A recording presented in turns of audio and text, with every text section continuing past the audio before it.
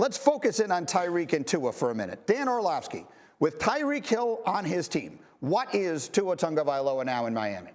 I think Tua becomes a top 12 player at the position. I just don't want people to expect him to become something that he isn't, nor has he ever been. And I know Teddy referenced, like, if he doesn't do his best Patrick Mahomes in moments, he's not Patrick. He's not going to be the guy that runs around and throws the ball across his body 40 yards. But I think that the Miami Dolphins with Tua and now with Tyreek Hill can become basketball on grass, and he just has to play elite-level point guard.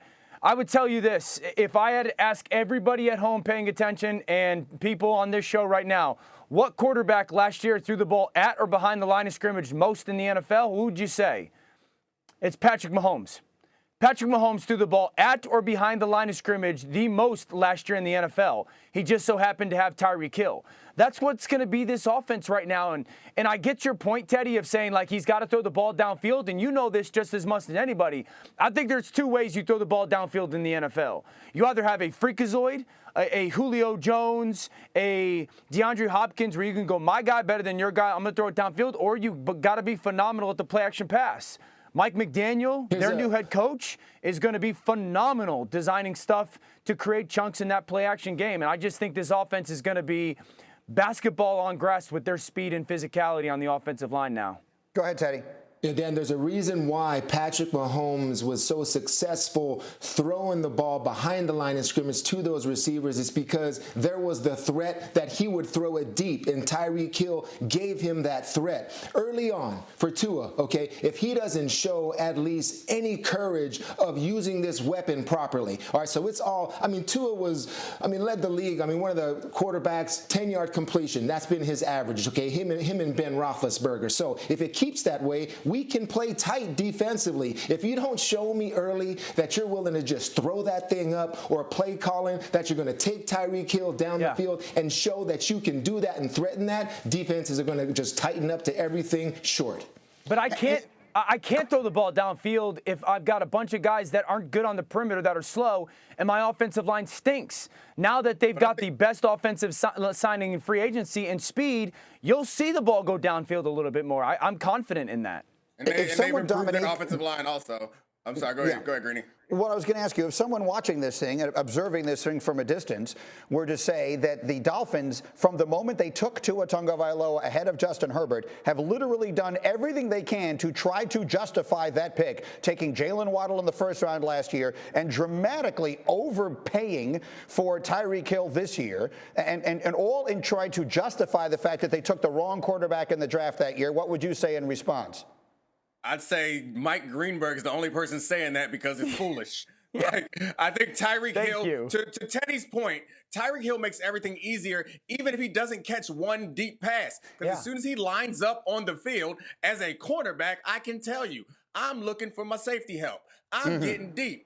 I'm making more space for Mike Gesicki. They're recreating what the Chiefs have out there in Tyreek Hill and Travis Kelce with Gesicki and Hill. And then you add Waddle, who's also a game breaker. Like, we talk about Hill's speed and his downfield plays and all the improvising that he can do with Patrick Mahomes, but Tyreek Hill is also one of the quickest guys in the league. It's a rare combination of that speed and quickness, which means you can give Tyreek Hill a 4-yard pass and he might make it a 60-yard touchdown. Right. You know what that does for your QBR? It makes it go up really, really high, and it takes the pressure off your running attack. It takes pressure off defense. It takes pressure off Gesicki. And it ultimately, most importantly, it takes pressure off of Tua. So I'm with Dan on this. I think this was a big signing. Maybe you could say that you overpaid, but it's not an overpay when you have a championship-level defense and a quarterback that could use some help. I think this team becomes very, very competitive. They're not going to win the Super Bowl because the AFC is tough, but I do think that we leave this season thinking that Tua is their quarterback.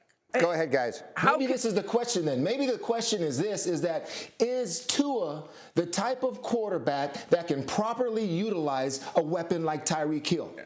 And that's where every quarterback can. There is no quarterback. There is no quarterback that can. There's no quarterback that can. And I think it's also a smart move for the Dolphins because we've seen this trend in the last several years where big-time quarterbacks are moving. What's going to be – let's just say, hypothetically, Tua does not work out. The next quarterback that wants to move, where is he going to want to go? To this best defense in football, just about, and an offense with all these weapons and a great play caller. So I think that no matter how you slice it, this was not a bad decision. I'm just saying that to defend the decision, there's no bad decision. So you're ready for Tua to leave. So you're preparing for the next guy. So they're doing all of this, you're saying, for the next guy that's coming in. Mm-hmm. No, that's not what I'm saying. You guys, man, I don't know at what point it's an age thing. You get so old that you can't understand what we're saying. But me and my young friend, Darren Orlovsky, understand that this is going to work for Tua. But I'm saying, hypothetically, if it does not, there will be no more attractive destination next year for the next disgruntled quarterback that wants out of his situation. That's all. Okay, Orlovsky, let me just throw this at you a different way. Trading everything you just gave up and paying a wide receiver is something a team does because they are that player away from winning a championship. Are the Miami Dolphins close to winning a championship right now? If I wanted to make a list of all the teams in the AFC right now, and I just did, you could argue them anywhere between 7th and 12th in the AFC, and certainly not any higher. Does it make sense to trade your whole draft and pay that much money for a receiver for that team? They didn't trade their whole draft, and they're a lot closer today than they were before this trade, Greeny. They didn't have a chance. All right, so first of all, he's the only guy on their offense that's paid. That's the only guy on their offense that is paid. That's why they're capable of doing it, because everybody else on their offense is relatively young and on a cheap contract, and now they've signed Armstead since this. They're closer than they were before this trade. I would have told you before the Tyreek Hill trade, they had no chance of winning this division. They had no chance of competing within this division. This team won 9 games last year, and 4 of those losses, they were 9-8. 4 of the losses were by a field goal or less. Tyreek Hill is going to close that gap for them. So I'm not going to sit here and tell you that they're bona fide Super Bowl contenders, but they have a significantly greater chance of competing within that division and then in the AFC than they did before this trade.